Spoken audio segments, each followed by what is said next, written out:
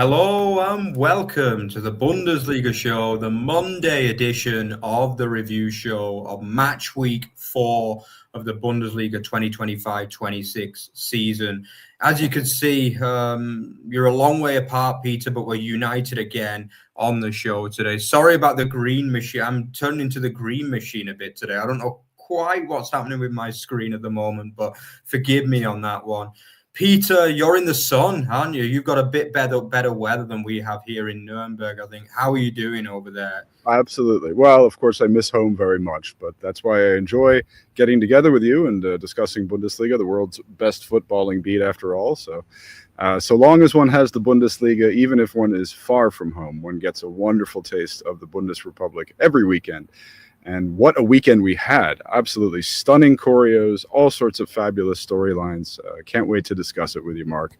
It's going to be great fun.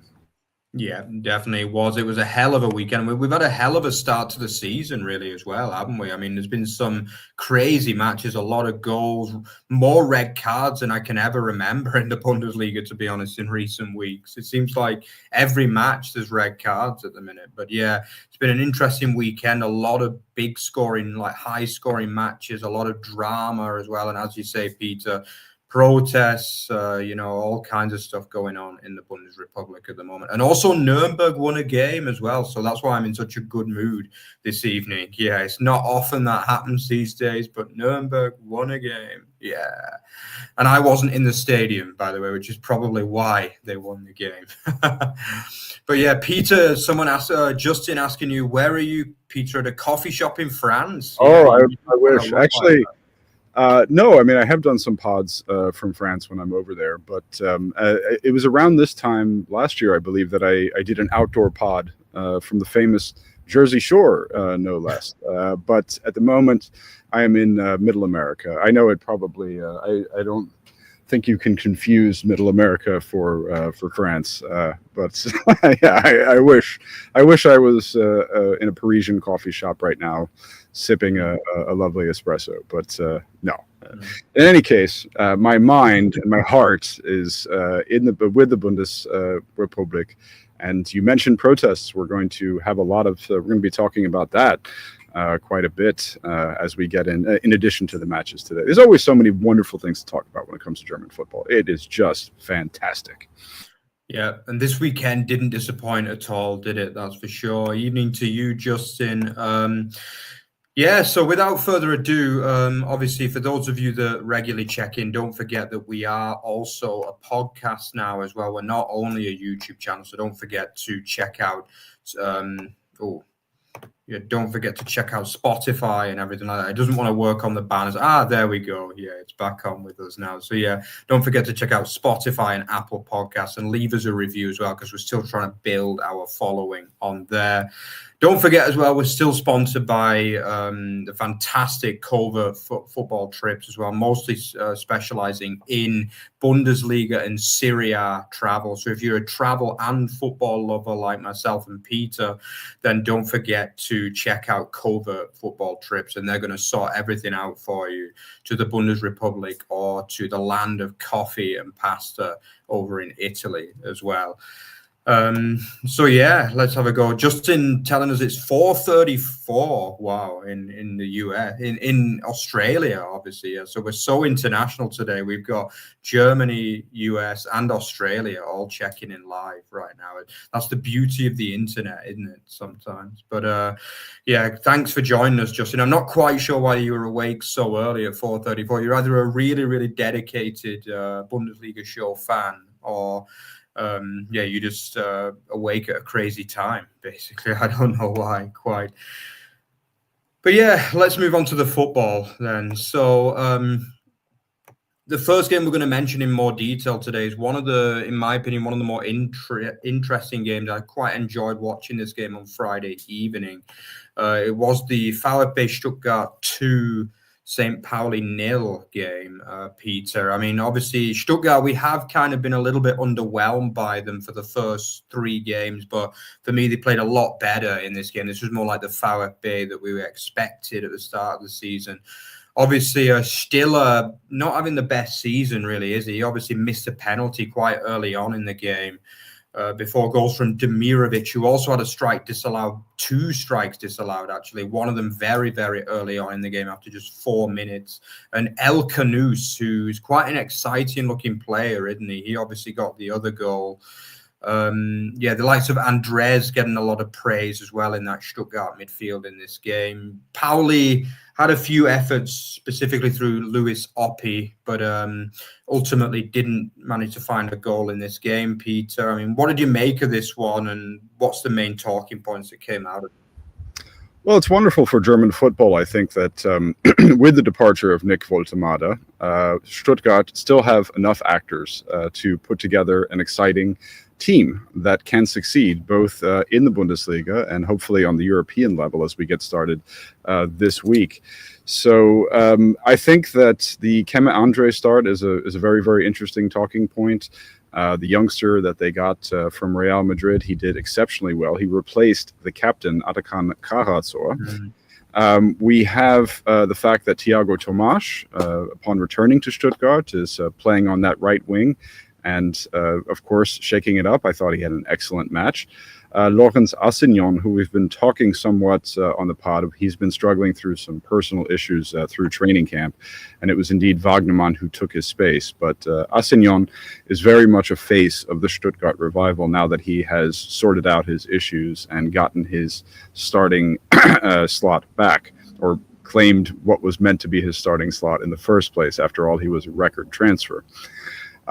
There was a great piece in the Kicker by the Stuttgart correspondent there, who was in the mix zone with the team on Friday night. It actually didn't appear until Sunday, but I was very, very pleased to translate it, in which El Canous was the absolute shining star of the mix zone. The Moroccan there, who is on loan from Leicester City, spoke about how he speaks 5 languages already, but he's most enthusiastic about learning German and German culture and potentially staying here. And I think that he's done an excellent job in the 10 slot. He's a very, very exciting player to watch on the ball. He's already drawn quite a bit of praise from Sebastian Hoeneß, and he's enthusiastic to be in German football. So his actual quote was, "I'm going to grow here, and some amazing things are going to happen."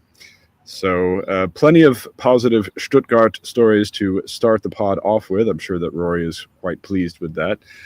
The fact that Demirovic can make you say Nick Woltemade whom at this juncture. He's obviously not as explosive a player. And an interesting stat, he's scored all of his Bundesliga goals from inside the box. He's not a long range striker. Yeah. But he has definitely excelled, and we already have 2 new actors brought into the transfer window. 3, that is Assignon, Tomas, and El Canous, who are filling the, and well, let's make it 4 with Keme Andres in midfield, who are already filling the void left by some of these summer departures, not just Woltemade, but also, say, Enzo Mio. So, as people wonder, how do Bundesliga fans remain engaged in their league when, all of these people are leaving, whereas you look at, pretty sure that Brentford will be preparing an 80 million euro offer for Stiller at some point or something like this. I mean, it just doesn't surprise me anymore when, all of a sudden they're like, oh, okay, yeah, we absolutely think that Ilyas Anza is worth 40 million or something like this. All you have to do is 40 million, small change. I think you're more looking at 80 at the moment. Yeah, precisely. I mean, so you may wonder about us German football fans. We watch players get a little taste of success in our league, and then all of a sudden the Premier League is throwing ridiculous sums of money at them. How do we stay engaged with our league? Well, in addition to the culture and the atmosphere and all the things that are great about German football, just because players depart doesn't mean there's not exciting new stories to talk about. You can fell the wheat, but there's going to be new wheat growing up in no time. Perhaps that's a little bit harvest-centric metaphor for this. I don't know. Yeah.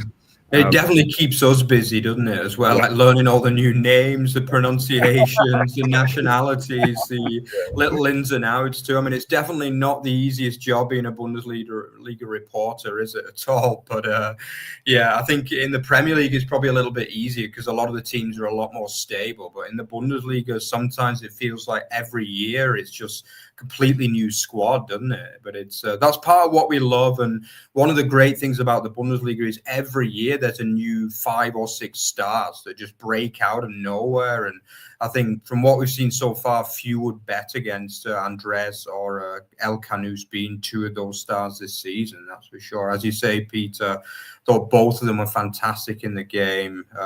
El Canus, I think Cam told me an interesting story about him as well. He told me that Wolves had the opportunity to sign him, but apparently Pereira turned him down, the Wolves manager, which probably wasn't the brightest idea in truth, but an interesting little story there about him. We've also got a Scot checking in as well, which is great to see. Always love to see a Scot over there. And my brothers from north of the border, good to see you, Jackie. Also, thanks to the opening match of the Euros this summer, our absolute best friends. Yeah. Germany and Scotland really is a brotherhood made in heaven, really. Unfortunately, the English, I'm not sure the Scots think quite as well of the English as they do of the Germans. But yeah, great to see you checking in, Jackie. Don't forget to check us out more often as well. Yeah, great, nice comments as well from Justin. Yeah, love the show. Also, start work at 5 a.m. Wow, that's a rough start for sure. But it is Australia after all. I'm sure it's still like sunny and warm regardless over there. Even though at this time of year, I guess it's winter over there, right? Yeah, and he also got in early as well to catch the show uninterrupted. Wow, you really are a super fan, Justin. Thanks for your continued support. So, yeah, I think, what about Pauli in this game? I mean, obviously, they'd had a lot of credit, hadn't they, in the first 3 games, 7 points from those 3 games. Was there anything that really went wrong here, Peter, would you say? Or was it just a case of losing to a better team, would you say? Well, anytime you have 0.0 XG in the first half, you're doing a lot of things wrong. I did write a piece on Pauli, a praise piece, in which I talk about new players and new signings. I mean, half of the 11 is new. I think that players like Sinani, Fujita, Sands, Pierre Alaja, and Hutonji were sort of overdue for a bad match. I mean, this sort of Sinani's not new, of course, but the fact that he's been able to thrive, the former Wigan athletic, the former Wigan man, yeah, absolutely, is interesting news. So I did a little piece catching up with Pauli tactics, and basically said, look, I expect this team to dip a little bit. They have been overachieving. Probably on a personnel level, I would maybe question benching Pirka in favor of Saliakis. But that's been a very, very tight battle all throughout training camp for that right wing back slot. And Blessin wanted to give Saliakis a rollout. He had worked very, very hard for this, but he was rather ineffective in this match. Yeah, I mean, pretty much everybody in Pauli, I think all of the outfielders were rather ineffective, with the exception of Fujita. He got forward a few times to make a few things happen. And of course, Vasil, this is a weekend in which we'll be talking about a lot of penalty related stories. Harry Kane did break the record, Max Kruse's record, as a matter of fact, for the number of consecutive penalties converted successfully in the Bundesliga, 17 for Kane. Vasil has now saved 5 out of 6 penalties. He's incredible, absolutely incredible. And our friend from Freiburg, Noah Atubolo, saved his 5th consecutive Bundesliga penalty this weekend. That is a record. So can't wait to see him. And a trajectory, a story, a player that we've been following. They thrust him into the limelight quite early. I will borrow Cam's metaphor about diamonds being forged under pressure, and say that he's been a fantastic story as well. So lots of stories about saved penalties, converted penalties, controversial handball penalties. That's all sorts of things going on from the spot in the Bundesliga this weekend. And that is who we're going to talk about next as well. But yeah, I think basically if you get a penalty against St. Pauli or Freiburg, you might as well just play it like a corner because you're not going to score, basically, are you? I mean, they really are incredible records from, as you say, Vasily and Atabolu, respectively. I mean, incredible to have saved, between them 10 out of the last 11 penalties. That is just mind-blowing numbers, As a goalkeeper, if you save 1 in 3, it's seen as a good record, really. But they're completely blowing those kind of numbers out of proportion right now. It's just incredible. But yeah, congratulations to both of them. But we are going to talk about a team that do convert penalties, as you say, and it's mostly due to that man who wears the 3 lions as well, isn't it? Harry Kane, who is just making a habit of scoring hat-tricks at Bundesliga level. It wasn't a Lupenreiner this time, but it was another hat-trick for the England frontman, who's now got 70 goals in 67 Bundesliga matches. And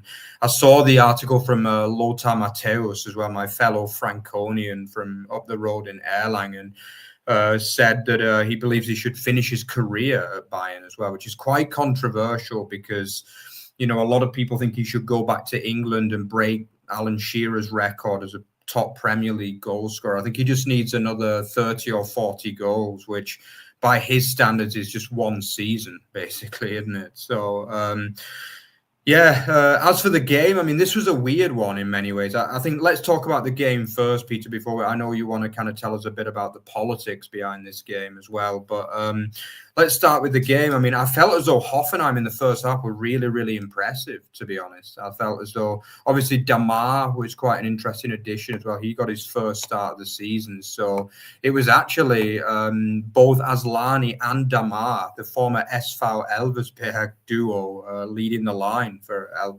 Hoffenheim in this game. And I felt as though they both did a good job in the first half as well, although obviously the missed chance from the Neuer mistake probably came back to haunt Hoffenheim, really. Basically an open net missed there, which should have been 1-0. They had a few other chances as well, with particularly Damar impressing, I felt. I thought he looked really good in that attacking midfield role.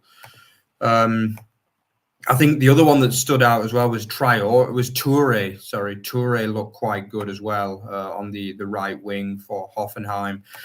But it was a case of missed chances for me, really. After a dominant first half, they ended up actually going in 1-0 down, incredibly. And it was a well-worked set piece, really. It was just a corner, wasn't it? Played short to Harry Kane, whose strike got the slight deflection.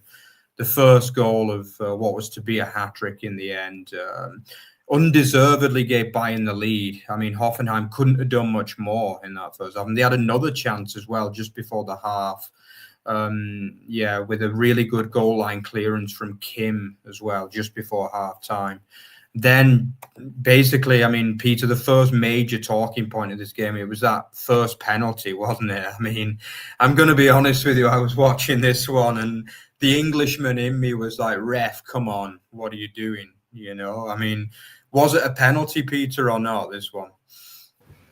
In both cases, yes. You have two. Controversial, yeah. Yeah. When I was watching it initially, I thought to myself, no. But Robert Hartmann, the match official, as you know, we we treat our match officials somewhat differently in Germany than you do in and even call them match officials. I don't often use the word referee. Referee is a connotation of referee. I mean, that's what I hear. Well, you heard it when we went to Preston, Peter. Referee. That was most of the match, basically. Yeah, but indeed. I mean, I've spent lots of time in England watching football, so I don't like the word referee. But anyways, our match officials, in this case, Hartmann explained his reasoning on Sky, and I was most convinced by it afterwards.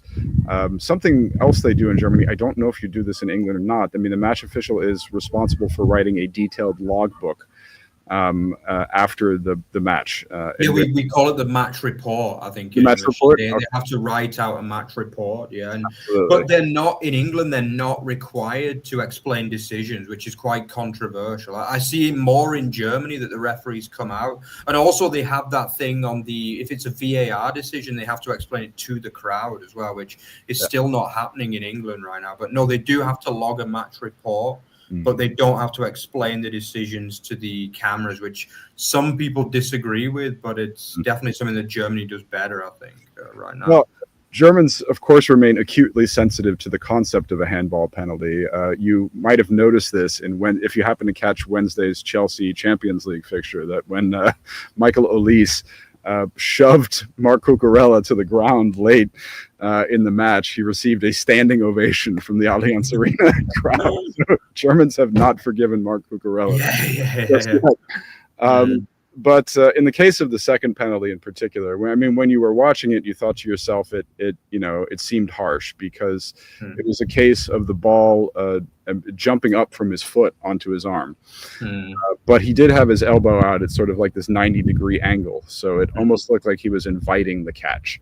And that can be construed as a harsh decision. But I think, according to the letter of the law, that is fair. And I think that there was contact with Karl.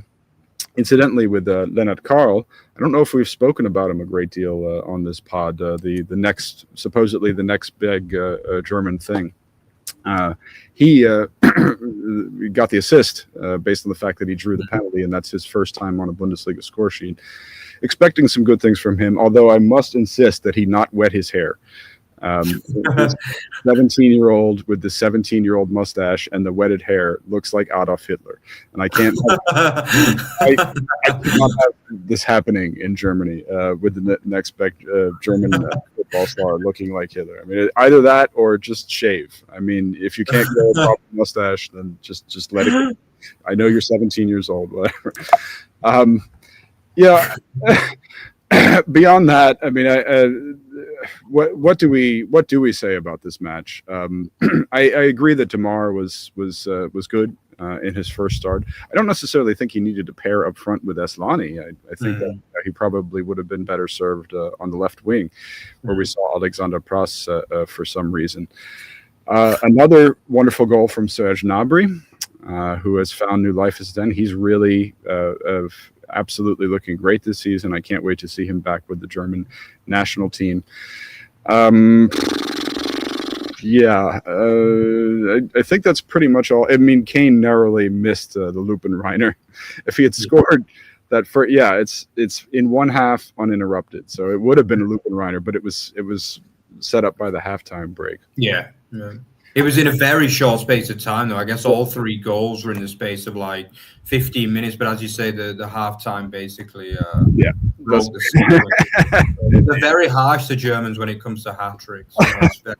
But we see a lot of them. It seems, considering how difficult it is to score a Lupenreiner, it seems like every few weeks we're talking about Lupenreiner, doesn't it? So, Alexis Maurice got one last year for Augsburg, no less. And also, I think Boadu as well for Burke. Yes, he did. That's and right. I think Kane got at least one, maybe even two. He got two Lupenreiners, and he's already had one this year as well. The opening match against Leipzig. Also, he had the penalty miss in the Pokal. So yeah, he did. That was he wouldn't have gotten this Bundesliga record, I suppose, if he had saved that miss for a league match. That's true. That is true. It was interesting that he broke Max Kruse's record, but when Max Kruse missed, he turned in the rebound. So, technically, that wasn't a converted penalty, but it was. So, oh well. I think that shouldn't count, really, if it was a rebound. Yeah, okay. I'm not having that one. But yeah, I think obviously the rules are a little bit specific. I think one thing that stood out for me in this game was that obviously Bayern did make a few changes as well in the match. I mean, we obviously see them use that kind of same 11 a lot, don't we, really? And I think the fact they ran themselves into the ground in that impressive win over Chelsea really obviously led to a few changes. As you say, I think Bayern have got a few interesting youngsters coming through. Lennart Karl looked really good for a 17-year-old in the game.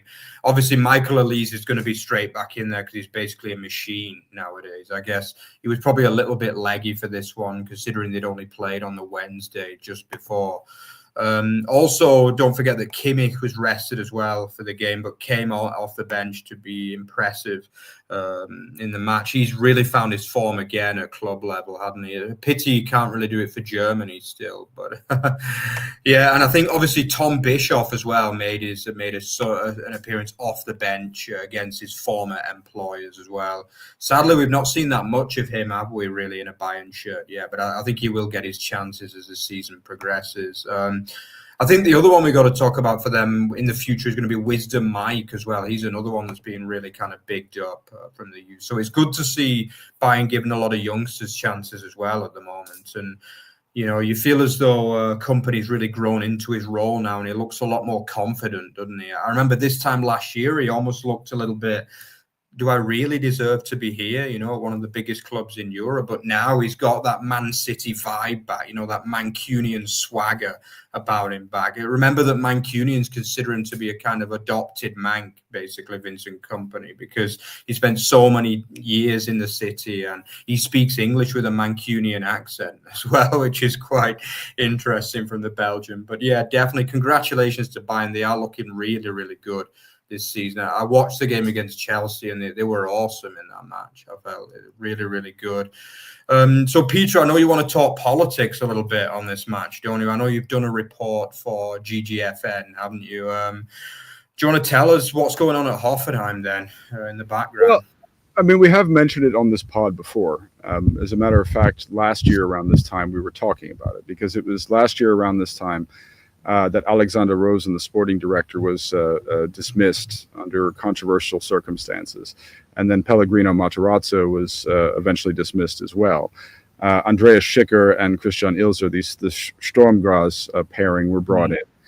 And I've mentioned several times on this pod that reliable German footballing journalistic sources, or the journalism establishment, if you'd prefer to put it that way, know what's going on. And what's going on is that Dietmar Hopp, despite his promises to return this club to 50+1, is still influencing the figures that he purportedly left in charge. The two of them being Dr. Markus Schütz and Jörg Albrecht. So these are the two primary board members who are supposed to take the club into the post-Hopp era.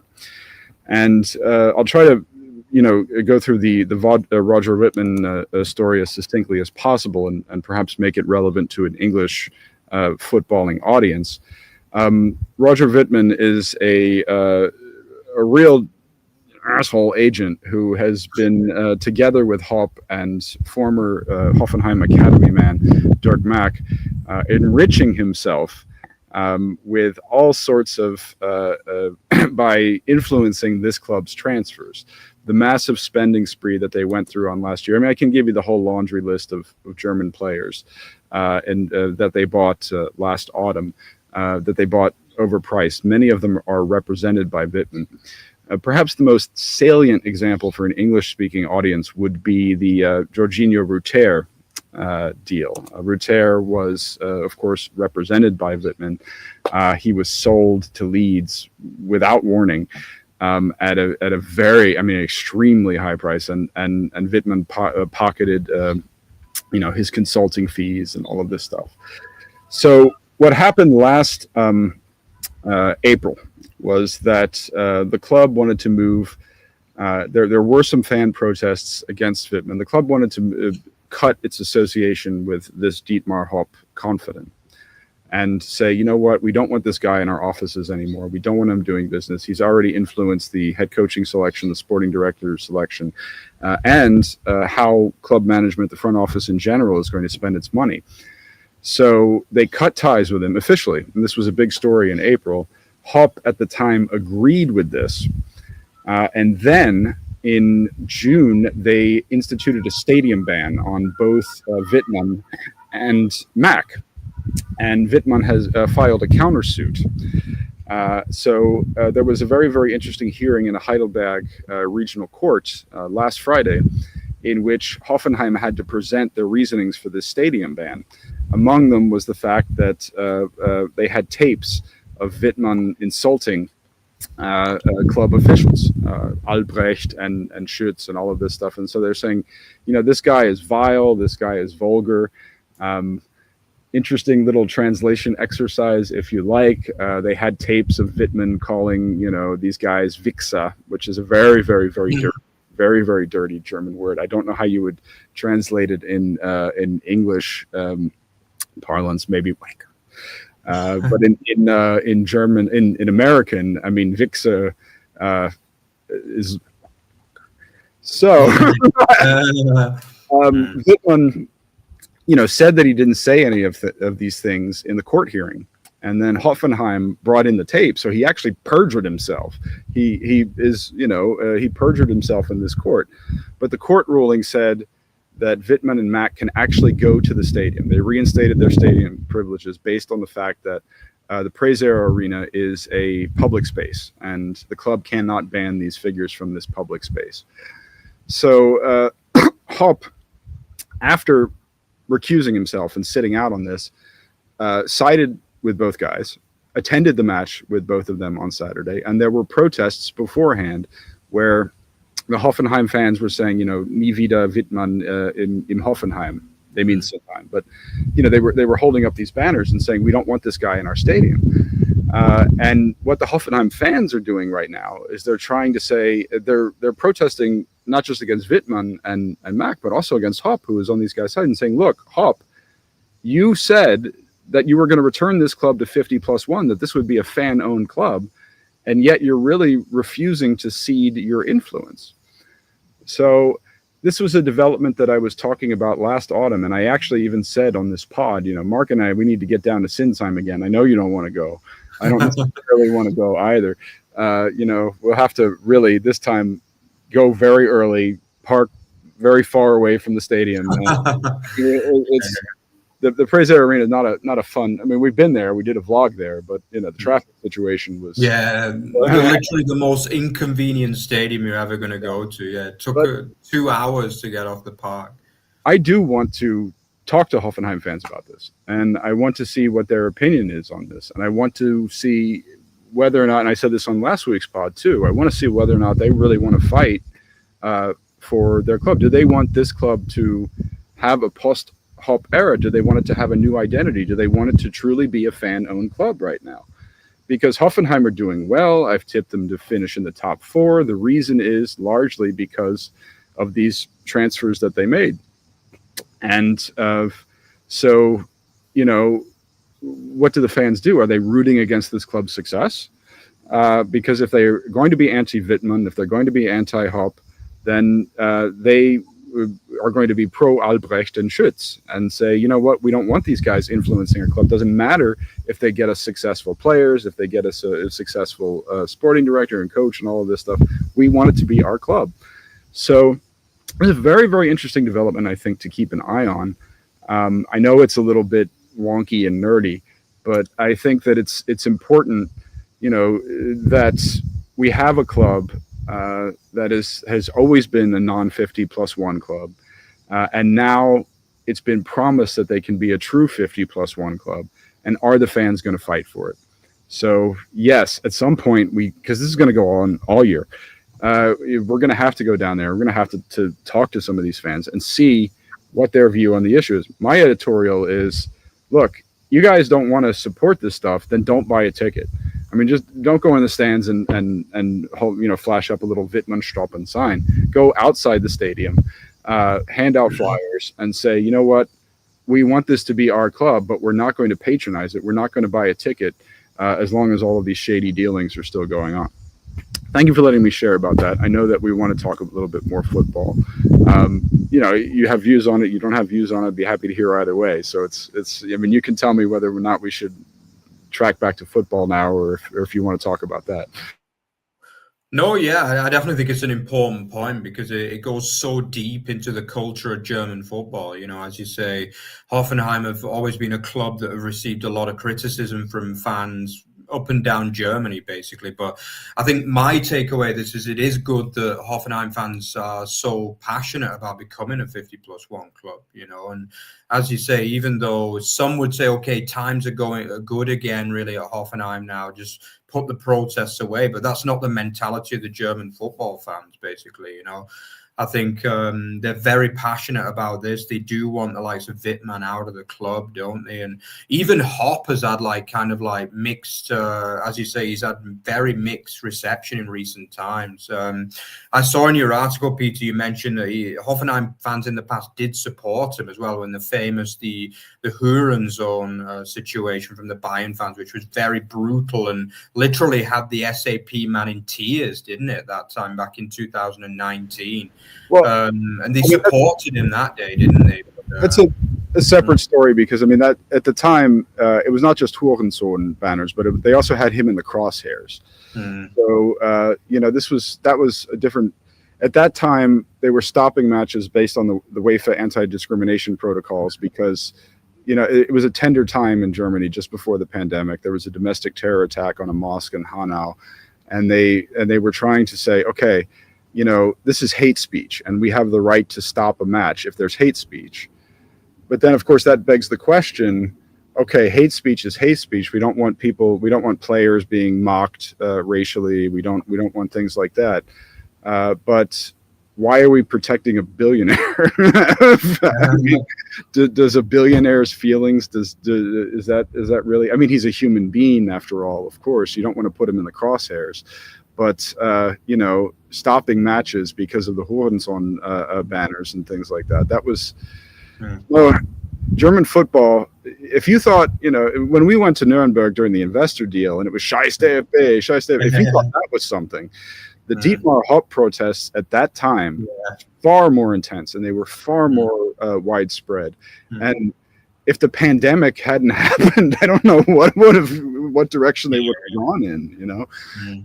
But so that era, you know, is sort of behind us. But, you know, now it's the Hoffenheim fans who have to decide, okay, is this our club patron? Is this our club benefactor? Is this somebody who is not living up to his promises? Because he promised he would give us this club back. But I think just to play devil's advocate on this, so let's be honest, if it wasn't for Dietmar Hopp's investment, they'd still be in like the second tier of the Regionalliga, you know what I mean? Let's be honest. I mean, I think the way I see it, obviously, as an Englishman who has learned to like grow and love German football culture, is that ultimately the investment is the reason why Hoffenheim have this brand new spanking stadium. It's the reason why they get to watch the best teams in Germany week in, week out. So I think there is an element of be careful of what you wish for, basically. And I agree with the Wittmann problems. I think he's clearly a bad guy, basically, I think. But with the whole Hopp situation, they've got to be careful what they wish for. Because, I mean, say Hopp randomly decides to take away the investment, then where does Hoffenheim go? Because I'm not sure realistically whether they can find another investor to put anywhere near the level of what Hopp's put in. Well, and is the club really that sustainable? Because they don't get great crowds. They're not really a global brand at the end of the day. So I think you do have to be a little bit careful of what you wish for. I mean, actually, just really quickly, the thing is that you said like second tier Regionalliga. No, when he decided to build up Hoffenheim and he was thinking about a lot of options at the time, they were below the Kreisliga. They were in the 12th tier. I mean, this is a village of 3,000 people. So, you know, the only person who was really a TSG Hoffenheim fan at that point was Dietmar Hopp. But this was a while back now. I mean, they were promoted to the top tier in 2008. So it's been, you know, they've been in the top flight now for 17 years. They've been in the Champions League. They've been in the Europa League. They've been all this stuff. Now, so Hopp has built this project. But after 17, 18 years, does the project now belong to the fans? I mean, he was the benefactor. He made it. But there's some people now who have sacrificed their you know their afternoons, their weekdays, and all of this to put together choreos and to, you know, have fan societies and do things like that. Isn't it about time that they have their due? Because it's no longer Hopp's vanity project.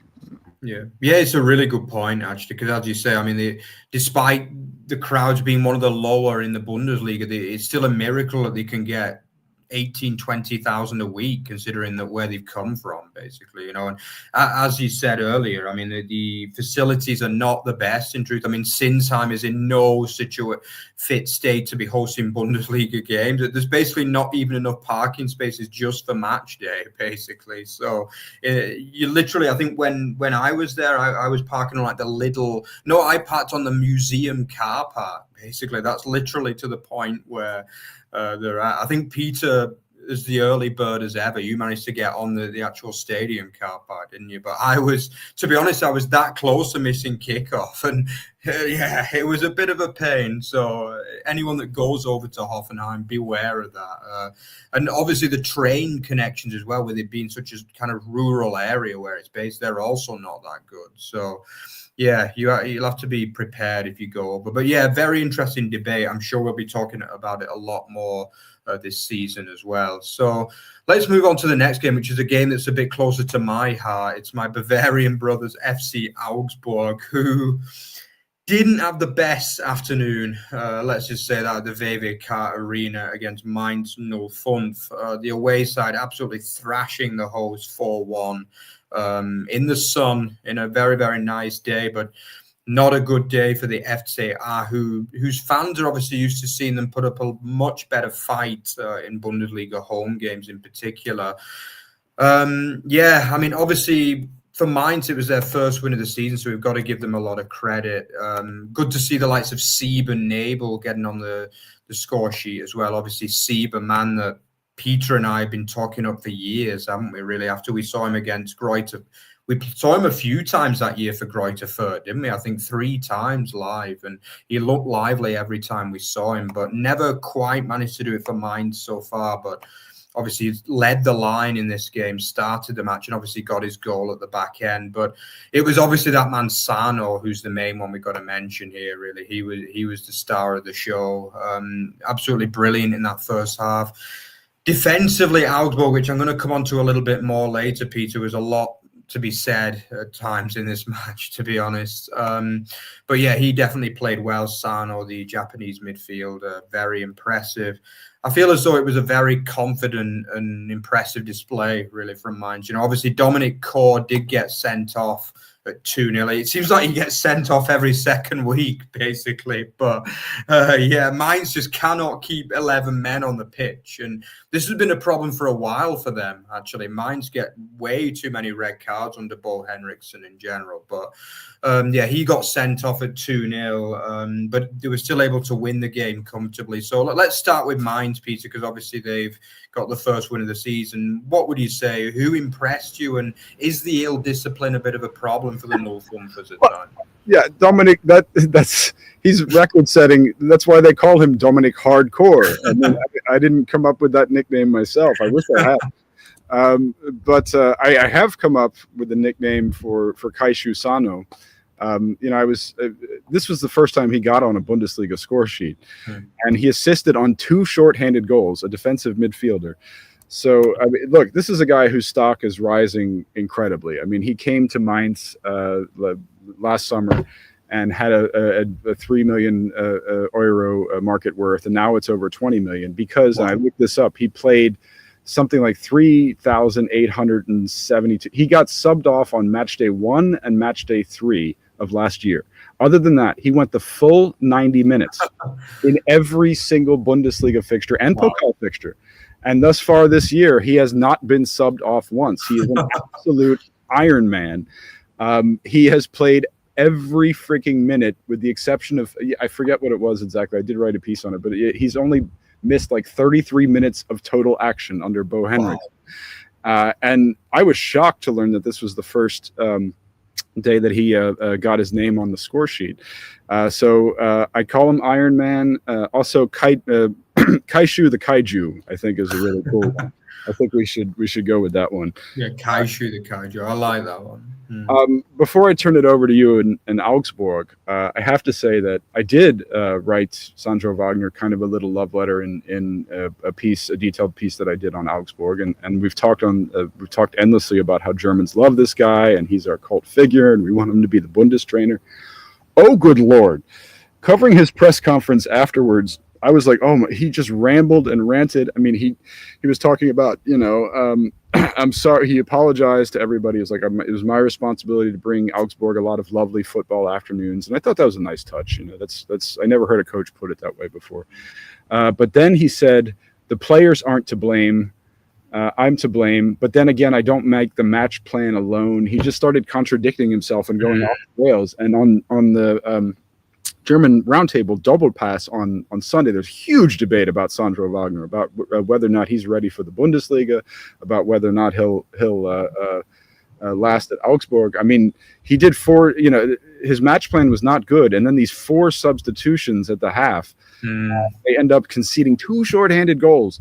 I mean, this is ugly stuff. I've never seen a guy his stock like plummet so quickly. He went from a potential Bundestrainer to is he going to be the third guy sacked this season? So I'll turn it over to you, since Augsburger. Yeah, I'm worried as well, Peter. I'm going to be honest. I mean, this was a dark afternoon to be an FCA fan. It really was. I mean, as I've already said, I think Mainz were good. They had the game plan absolutely spot on, but Augsburg were just awful. Like, the first problem was the game plan, the individual errors, which we just didn't see under Torup at all. And the last 2 weeks, it's just been one after the other, basically, individual errors. I mean, what did Sandro Wagner do with Cedric Zessiger, and can we find him again, basically? Because, I mean, I think I put him in my team of the season last year, and this year he's in my duds of the season so far because he's been woeful, and this was another shocking performance from him on the back of a horror show last week against Pauli. But tactically, it's just not right. I mean, the first problem is he's not going with one of his 2 out-and-out strikers. He's not playing Ascendi, who actually came off the pitch and came onto the pitch when the game was long gone, basically. Ascendi was suspended, but no, Ascendi scored the goal, though, right? Ascendi got the goal, but he. But he was suspended. He was suspended from last season until this last. Yeah, he was. That's true, before this game. Yeah, so hopefully we're going to see a bit more of him. But I just feel as though what he's going with up front is just not working right now. He actually went with Claude Maurice and Mert Kummer, but Kummer has just not impressed me at all, to be honest, in the games that he's played. I think he's getting overused massively, and I think Ascendi in that 20-25 minutes he played did more than what I've seen in 4 games from Kummer, to be honest. And he was the only one really for Augsburg that can take any credit from this game, and probably Masengo as well would be the other one. As you say, that the system isn't working. He's sticking with that back 3, but I think he's missing the width at the minute. He seems to be missing the width. Like, Marius Wolf has been atrocious, basically, so far.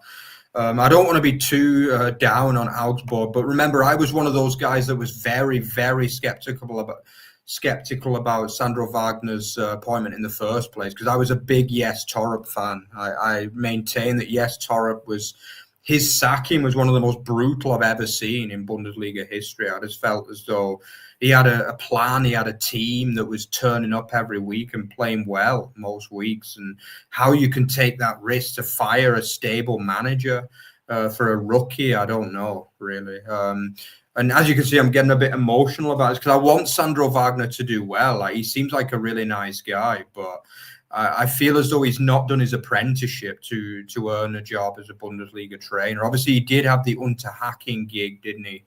But he did well at Unterhaching, but it's a different level, Regionalliga compared to Bundesliga. I mean, we know, Peter, we love hacking, we morg hacking, yeah. But it's a different world at the VWK Arena, and I just don't feel as though he's done the apprenticeship before getting the big gig, basically. And I am worried. I mean, they play Heidenheim next week, and there's got to be changes to that team. There's got to be changes. I mean, probably Zessiger has got to step out for Schlotterbeck, I think, next week. I think he's got to go with a proper number 9. He's got to go with Ascende for me to start as a number 9 and drop Claude Maurice back a little bit to the position where Mert Kummer played. And Marius Wolf, he's got to do something with the wide positions too, because they're just not getting enough width in the team at the minute. I feel as though Wolf, my God, he's not going to want to watch that game back again. Rieder was another one that is a bit questionable for me. I felt as though at Stuttgart last year he underperformed a little bit, and he paid out, I think, about €4.5 million for him, which seemed a little bit much for a guy who'd flopped at Stuttgart. But yeah, something's got to be done. I don't like his personnel. I don't like the confidence in the team. Yeah. What do you think, Peter? Is it a case that he just needs a bit more time, or are you really starting to doubt whether he's a Bundesliga standard coach? Well, I mean, after that press conference, I think, he was shaken badly, because that's an embarrassing thing to have to deal with your hometown fans in your first Bundesliga gig. I did point out, I mean, Ascende, he didn't have Ascende as an option. Ascende was suspended, so he gets Ascende back. I don't agree with the move to send Steve Mooney away. I thought he really deserved it. That's a natural striker. But Wagner said he wanted to play football a different way. Wolf has been struggling with injury, as has Kevin Schlotterbeck, as has Dimitrios Giannoulis. That's why you had Rex starting as the as a left wing back. The thing, so personnel-wise, there's all sorts of excuses that you can fall back on. I mean, but that was a 3-3-2-2 system with Rieder and Claude Maurice leading the attack, and Saad and Comer. There were 4 competent figures in the attack against the Mainz back 3. Yeah. And so just the execution was horrible. It was absolutely horrible, and that was a dark day for him. I mean, I think they can rebound against Heidenheim. Yeah, I hope so. I really hope so, because the thing is, that's the problem, Peter, is that for me, this is a strong Augsburg 11. Really, I think it's a strong roster. For me, I'm not sure really whether Augsburg have ever had a stronger roster than this in the Bundesliga. I feel as though they've got good players all over the pitch, really. And they managed to keep most of the best actors from last season as well. So there's just no excuses for what they're producing at the minute, the last 2 games. And yeah, if they lose to Heidenheim, we really are going to. I think Sandro is going to have to beg for forgiveness after that. But we'll see, because they have been bad the last 2 weeks, and But let's hope that. I remember saying on the preview show, I said basically, if they keep Torre, you don't even have a day's worry about them staying in the Bundesliga. For me, you don't have a day's worry.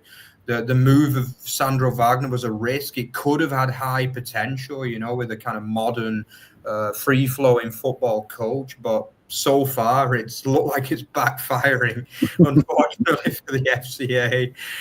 Yes, as far as I know, he's not got any other job. So, keep him on that line, just in case you need him in another couple of weeks. But yeah, Justin with a good comment as well says, as the saying goes, if you score enough points as Augsburg, you stay in the Bundesliga for another year. Yeah, I think before Torre, that was the same, but it had them punching a little bit higher in the league, and getting some impressive wins. And yeah, we all miss you. Yes, if you're watching the show, then just give them a call, and they might let you back in some capacity. So yeah.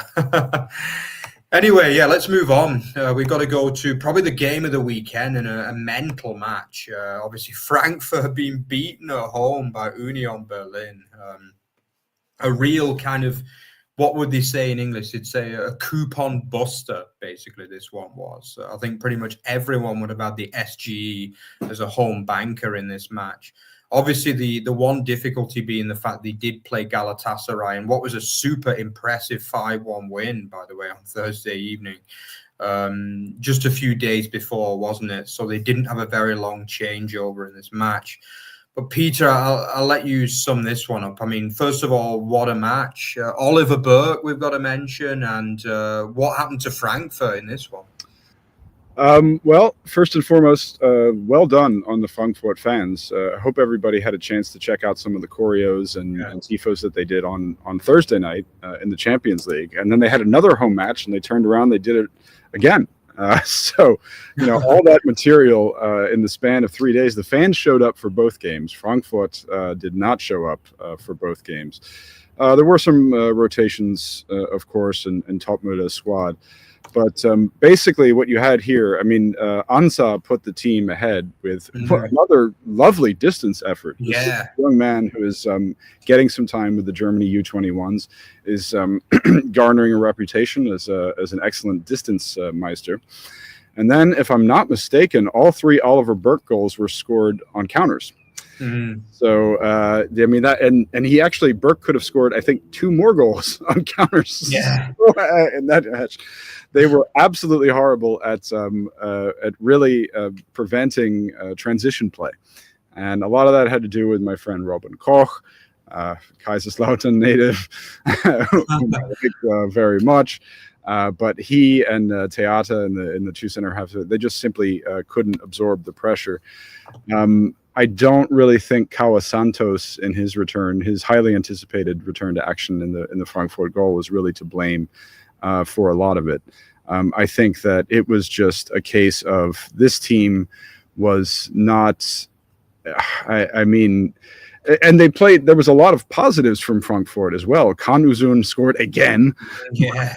He has scored, I think, in every match that he's played in now across all competitions this year. Not the Pokal, but he's scored in all 4 Bundesliga matches and in the Champions League. This is going to be the year of Can Uzun. I'm sure that Wolves are preparing I don't know, maybe not. Wolves are preparing a €100 million bid for him. Indeed. So I'm sure he'll be moving to the Isle next offseason. But Frankfurt will be like money courtesy of the Chinese Communist Party. Exactly. For Union to explode for goals like that, I guess nobody tipped a match like this, and that was because you couldn't take into. It was hard to foresee that Ansa would do another distance effort. It was almost impossible to see that Union would be so effective on the counter, and that front 3 was amazing. I think Illich assisted on 2 of them. Yeah, Illich played really well too. Absolutely. So you have the Super Scott with his hat trick.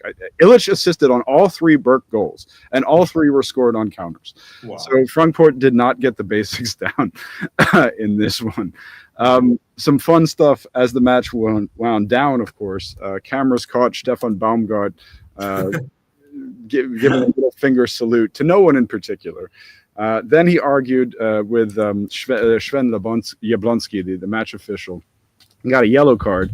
Then he kicked a piece of the choreo onto the pitch and got a red card. So this was a match that had everything, both football related and non-football related. What do you have to add to that? Yeah, it was a class one, wasn't it? Just a couple of comments coming in from Left Footed as well. Thank you for your story on Hoffenheim as well, which is really nice. And little compliment for me as well. Love the jersey. Yeah, it's all the way from Italy. Palermo Calcio, this one. Yeah. Forza Palermo. Yeah. It's, if you want to, it actually looks better in person, I think, but with my light being so bad today, apologies for that. Then maybe next time I'll show it in a better light, this jersey. But thanks for that one, Left Footed. But the game was a joy really to watch, wasn't it? Obviously, we mentioned before with Jackie the Scot watching as well, and I'm pretty sure he or she is very, very happy with his or her compatriot banging in that hat-trick as well. Oliver Burke's a funny player, isn't he? He always seems to be either scoring tons of goals like braces or hat-tricks, or he just on the bench, basically. He's just his whole career, actually, Oliver Burke has just been absolutely bizarre in many ways. He's basically every year he goes from the Isle to the Bundesliga, back to the Isle, back to the Bundesliga, and nobody really knows what's going on with him. But this was a hell of a performance, and he sunk to his knees after he banged in that hat-trick, didn't he? Wasn't quite a Lupenreiner again, was it? Obviously, with the fact that one of his goals was cut open by the Channelzone strike by No, it wasn't the Channel Zone who got the first one for Frankfurt. Yeah, it was. It was. Brown. It was Nathaniel Brown, another Nürnberger. What is it about so many ex-Nürnbergers? Actually, that one could have been Uzun's goal, because I think it looked like he deflected. Yeah, it did. That was a weird one, actually. Yeah, it was two Nürnbergers combined in that one, and they actually played for the club at the same time as well, which is a little bit. It always leaves me a little bit bittersweet, but yeah. Great match, this one, really entertaining game. We've got to give credit to Union because they have had criticism at times, particularly defensively, but I think that front three has potential. I definitely think Oliver Burke will be called upon in the next game. And Anza, as you say, I mean, obviously the signing from Paderborn has had a stormer as well. You mentioned that Chanuzun scored in every game. He scored in 3 of the 4 Bundesliga games as well, Anza. So congratulations to him. He's already on 4 goals for the season, which is really good numbers as well. So yeah, that's pretty much the end of the featured 4. So we're just quickly going to rush through the. You want me to talk through the rest of them with the major talk? Yeah, go on. You could. I'll let you do the honors. Peter. All right. So Werder Bremen, a 0-3 home defeat to SC Freiburg. We touched upon the fact that Noah Atobolo broke the consecutive penalty save record in that one. Vincenzo Grifo also sunk his second penalty of the season. That's great after he missed all 3 last year. But with Bremen, Koulibaly, the youngster, he ended up scoring an own goal. He was a sort overdue for a poor match.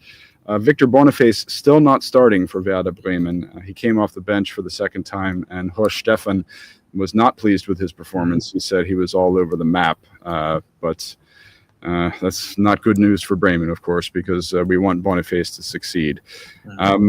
Then we have the Hamburger SV have finally gotten their Bundesliga goal and their Bundesliga win after the 7-year-long wait.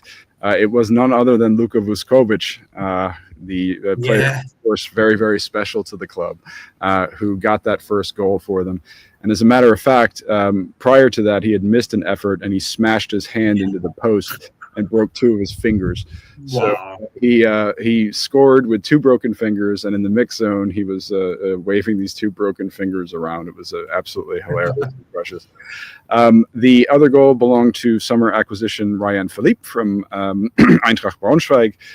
And it was Fabio, I hope I'm saying it Vieira right, because it's not Vieira, it's or maybe it's Vieira, I don't know. But I think in the Premier League we called him Vieira. But Vieira, okay. So the Arsenaloni started in midfield above Nicolas Capaldo, had an excellent match and assisted on Philippe's goal. So Nicolas Capaldo, Nikolai Remberg, the Rocky Rambo midfield axis has been broken up. Unfortunately, that was all hype and nothing else. But congratulations to Hamburg, of course. Heidenheim scored late. The only player now for Heidenheim besides Leo Senzia to score a goal for Heidenheim this season is 19-year-old Adam Köhler. You've never heard of, you're correct. I don't know if we'll be hearing anything from him anytime soon. In the Bundesliga Topspiel, Leipzig, of course, another big home victory for the team, the German Red Bulls, who want to push the restart button. They had that cool little choreo where they're pushing the restart button. And the restart button pushing continues. Another goal for Romelu, the new Brazilian striker, whom they got from out east. Draogo finally scored as well. Looks like his arrival in Leipzig has been delayed, but he's back on there. And Captain David Raum also got a goal. Köln have finally lost. Eventually, it was going to happen, of course. And Kwasniok said that his team he challenged his team afterwards. They've conceded 5 goals on set pieces thus far this season. And that was indeed how they got into trouble here and allowed Leipzig to score those 2 back-breaking goals before the break. Into the Sunday action, we have a new interim trainer in the Bundesliga, and is none other than Eugen Polanski. Do you remember his playing days when he played? Yeah, vaguely, but I do remember him. Yeah, he actually played for Hoffenheim and also for Mainz. But very, very rock star looking guy with his long hair and his tattoos. And they managed to take a draw off of Kasper Hjulmann's Leverkusen there at the BayArena. It could have been actually a Gladbach win, but Jens Kastrop, other former Nuremberg player, has had a goal disallowed early. The big talking point from that one, of course, is that Gladbach are maybe considering hiring Polanski on a permanent basis. He appeared to make the right substitutions late on, bringing on Tabakovic, who finally scored. It was a weird match. Both Malik Tillman and Haris Tabakovic scored. Your favorites, Peter. Indeed, both two guys that I have not endorsed. And Polanski was coaching the Gladbach reserves in the Regionalliga. One of the kids that he brought up, Charles Herrmann, no relation to Patrick Herrmann. They're actually different races. But he was called up from BMG2. He took the corner that allowed Tabakovic to get that late equalizer. And then Dortmund won somewhat boring and ugly over Wolfsburg in the capper. That was Karim Adeyemi with the goal. Not too much to say about that, except for the fact that, lo and behold, Dortmund are in second place for some reason. Mark, if you have anything to add. Go ahead. Yeah, I think it's more, obviously, as you say, Leipzig and Dortmund just picking up wins, really, aren't they? I feel as though Leipzig looked a bit more impressive, and I think we're starting to see the kind of start of the formation of the restart, basically, now from Ole Werner. Obviously a lot of players, a lot of new players in that squad, and it's not quite clear what the exact 11 is going to be, but I feel as though they're starting to kind of formulate an 11 now, and this was a better performance in my eyes. Sorry, Pete. Yeah. Justin pointed out that David Raum on a set piece goal is co-opting Alejandro Grimaldo's golf swing. Yeah. And that is very true, and that's very interesting. Yeah, it is. Yeah, I mean, it seems like it's a trend at the moment for direct free kicks to find the back of the net in the Bundesliga, doesn't it? And this was another beautiful. It was actually very Alejandro Grimaldo style, actually, as well. This one just kind of beautifully, like, deftly curled in. It almost looked like it wouldn't reach the goal, and I think it took the goalkeeper by surprise a little bit. But as you say, that's a good few direct free kicks we've had so far this season scored. And don't forget that Grimaldo got another one in the Champions League as well. So he's already on, what is it, 3 or 4 now this season? It's crazy numbers. But anyway, yeah, I think that's pretty much everything, Peter, really. So yeah, thanks a lot, guys, for checking in as well. It was an absolute pleasure. Justin, some brilliant comments from you. Jackie as well, left-footed, thanks as always for joining on a regular basis. Don't forget as well, guys, that to like, comment, and subscribe. If you were new watching today, or you're watching on the replay, don't forget to check us out. We're slowly building a really nice Bundesliga-based community here on the Bundesliga Show. Now, don't forget as well that we are still a podcast. Don't forget to check out Spotify and Apple. And don't forget we're on all good social medias as well, if you can call them good, really, in some ways. But yeah, we are on X, Instagram, Threads, and Blue Sky. So thank you very much, guys, once again for watching the review of Matchday 4. We'll see you again on Thursday for the double header of fantasy football and predictions. So thanks a lot, guys. It was a pleasure, and see you then. Ciao, ciao.